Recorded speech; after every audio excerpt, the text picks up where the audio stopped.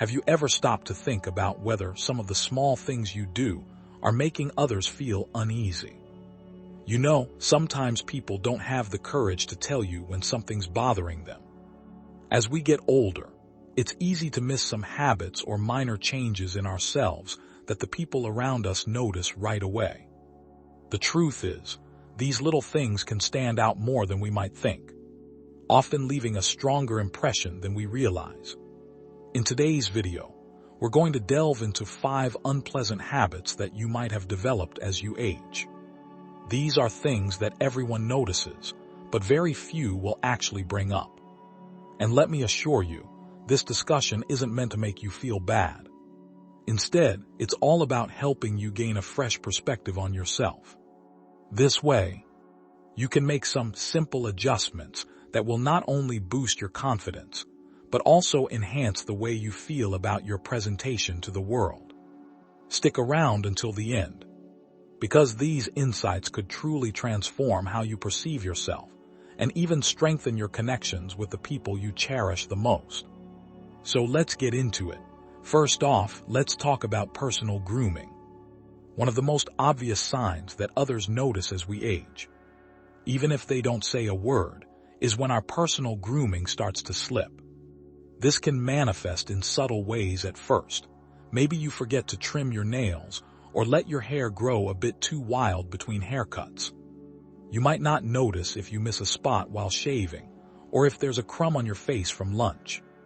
As our bodies change with age, it can become increasingly difficult to realize when we need a little touch-up or some freshening up. What happens is these small details begin to accumulate in the eyes of those around you. People may start to quietly question whether you're still taking pride in how you present yourself, even if deep down you care just as much as you always did. They notice the signs. Perhaps you have an unbuttoned collar that stays that way throughout the day, or shoes that have clearly seen better days, leading them to wonder if you're okay.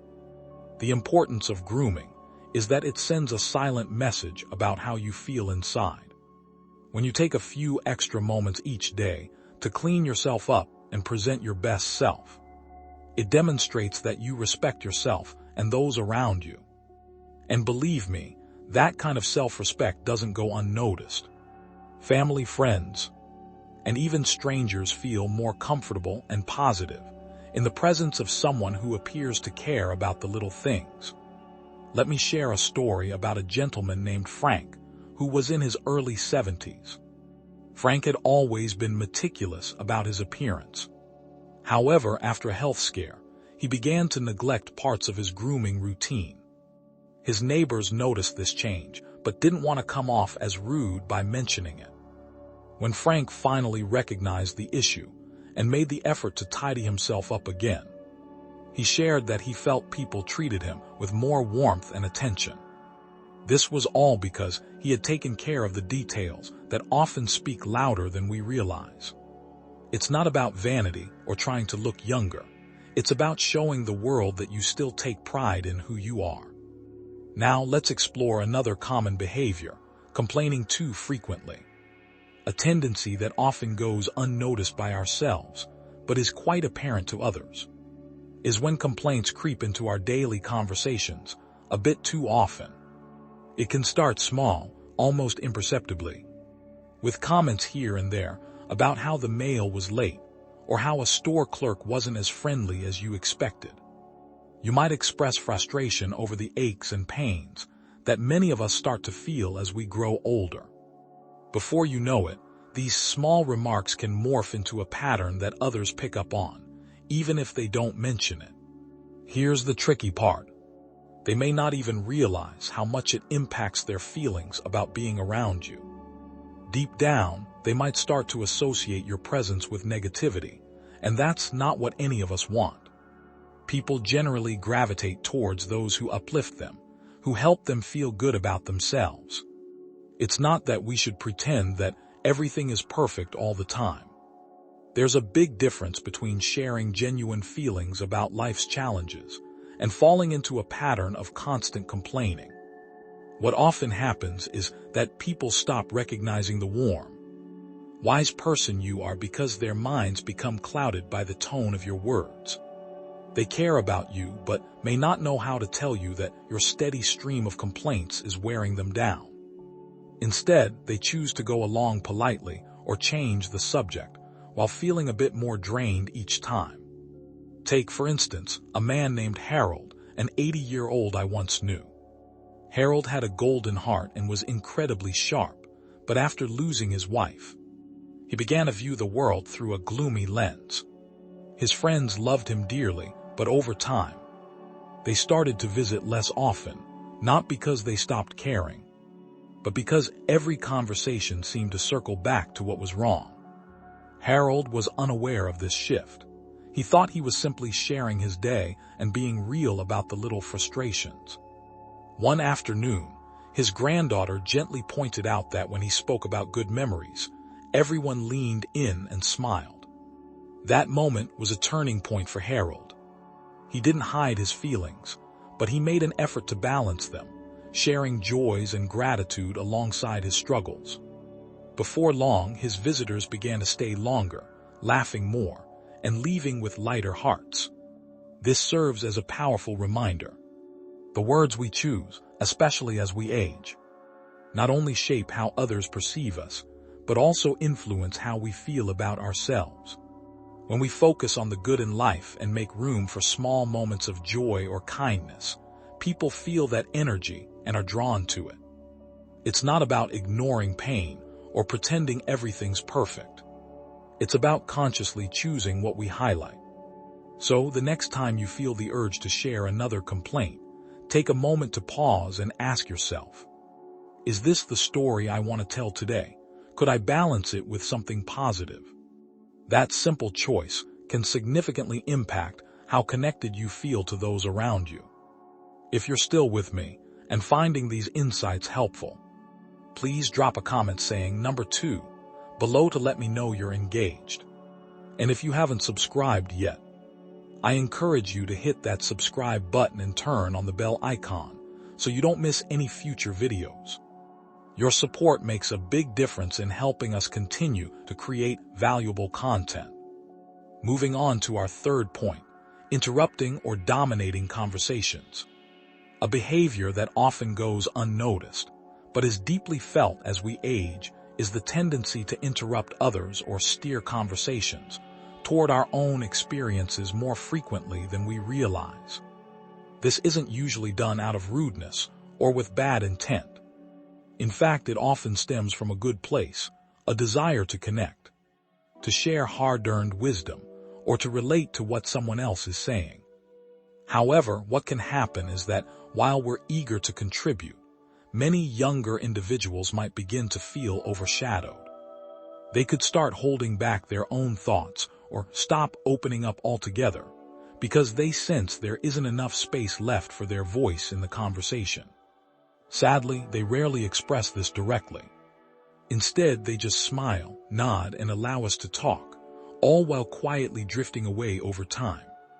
At the heart of the matter is this: everyone, regardless of age, wants to feel heard and valued. When we jump in too quickly or redirect the topic to our own stories, even with the best of intentions, we may unintentionally convey that what they have to say is less important. This is something none of us want to do. It's easy to overlook the subtle cues.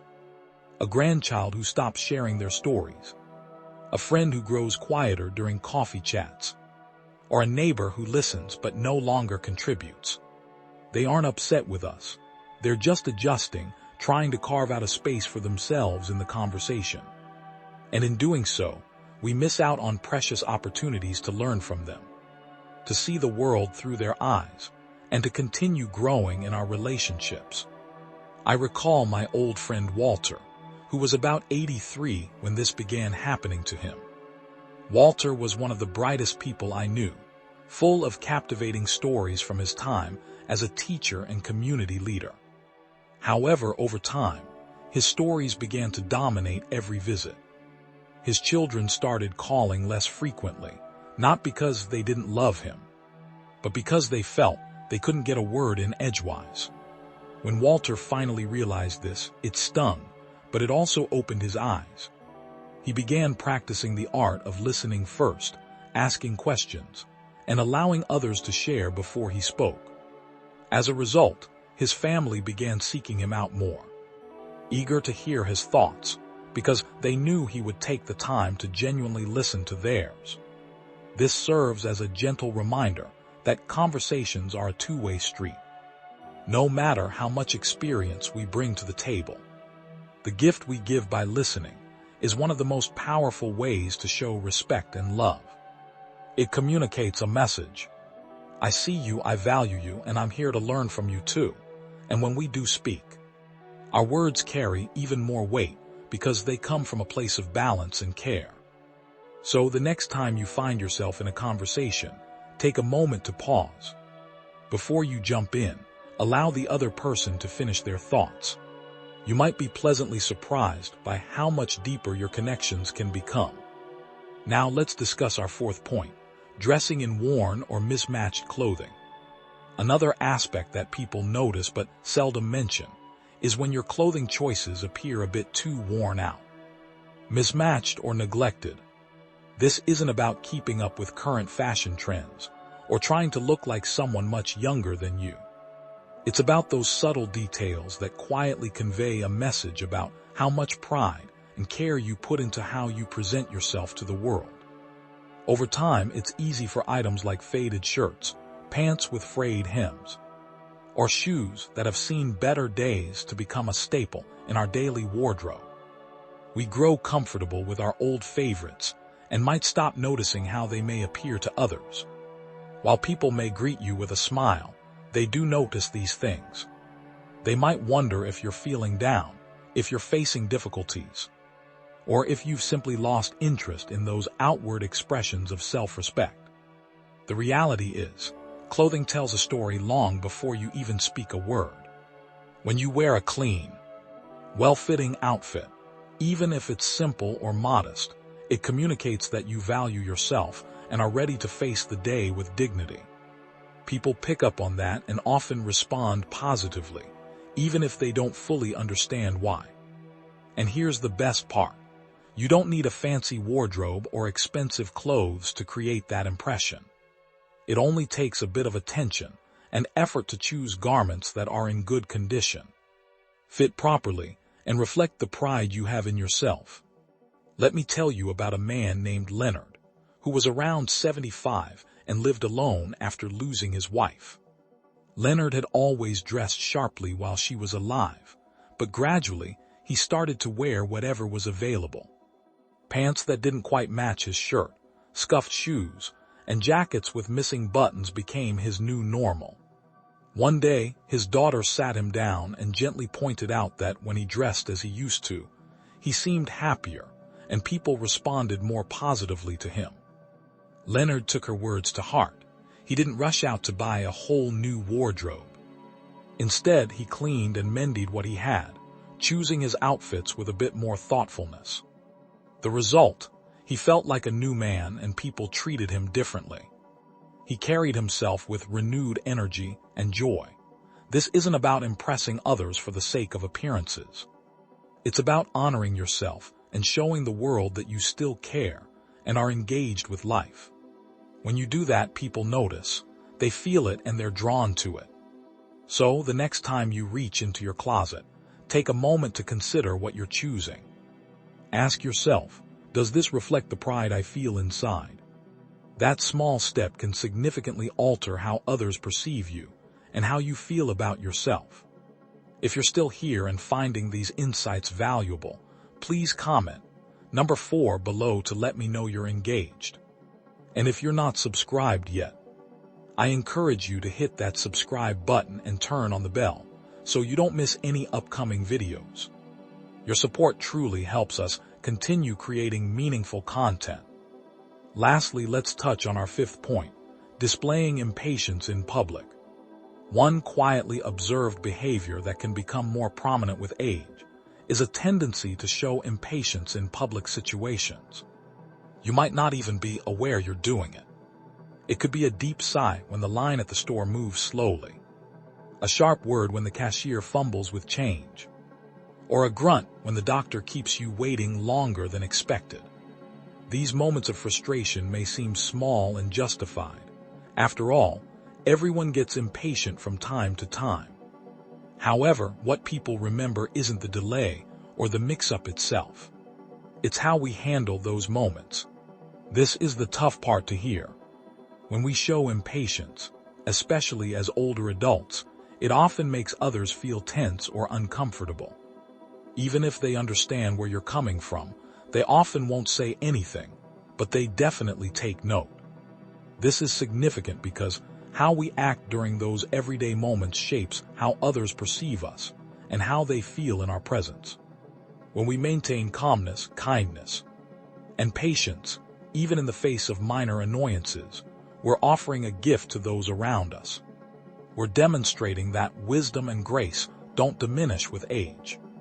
In fact, they can shine even brighter. On the other hand, if impatience becomes too frequent, people may start to distance themselves. They may decide against inviting you on outings or hesitate about spending time together, worrying about how you might react if something doesn't go smoothly.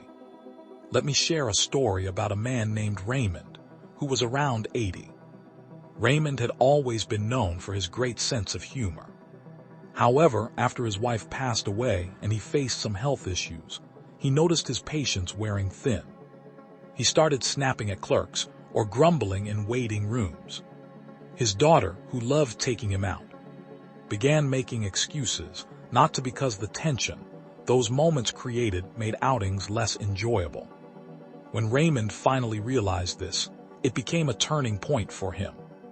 He made it a personal goal to take a deep breath, smile, and let the small annoyances slide. Over time, his outings became enjoyable again, not just for him but for everyone around him.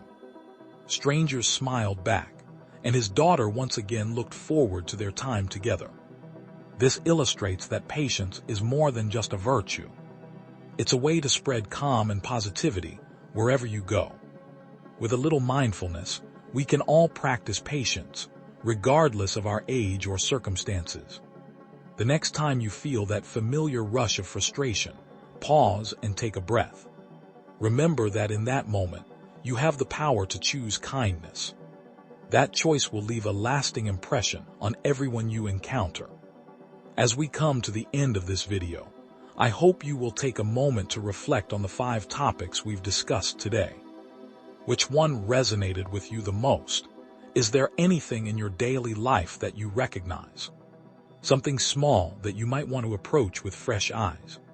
Keep in mind that none of this is about striving for perfection or being hard on yourself. We've all been there. Each one of us picks up habits or patterns as we age that slip in without our awareness. The good news is that with just a little mindfulness, we can shift those habits, bringing more warmth, dignity, and connection into our lives. Each of these points isn't just about how others see you. It's also about how you see yourself and how you can continue to show up in the world as the kind, thoughtful, and confident person you truly are. I encourage you to think about one small step you can take today, whether it's pausing before you launch into a complaint, listening a bit longer before you share a story, or picking an outfit that makes you feel proud and comfortable. These little choices add up and help you feel good in your own skin, encouraging others to draw closer to you. What stood out to you the most? Which of these signs do you see in yourself? Or which one do you feel you can embrace moving forward? Thank you for being with us today. We'd love to hear from you. Please leave a comment below and share one thing you learned today and how you plan to incorporate it into your life. Your thoughts matter to us, so don't hesitate to share. Reading your comments gives us motivation and encouragement to keep going. If you found this video helpful, please like, subscribe, and share. Your support helps us continue creating valuable content that educates and inspires. Thank you for watching, and we can't wait to see you in the next video.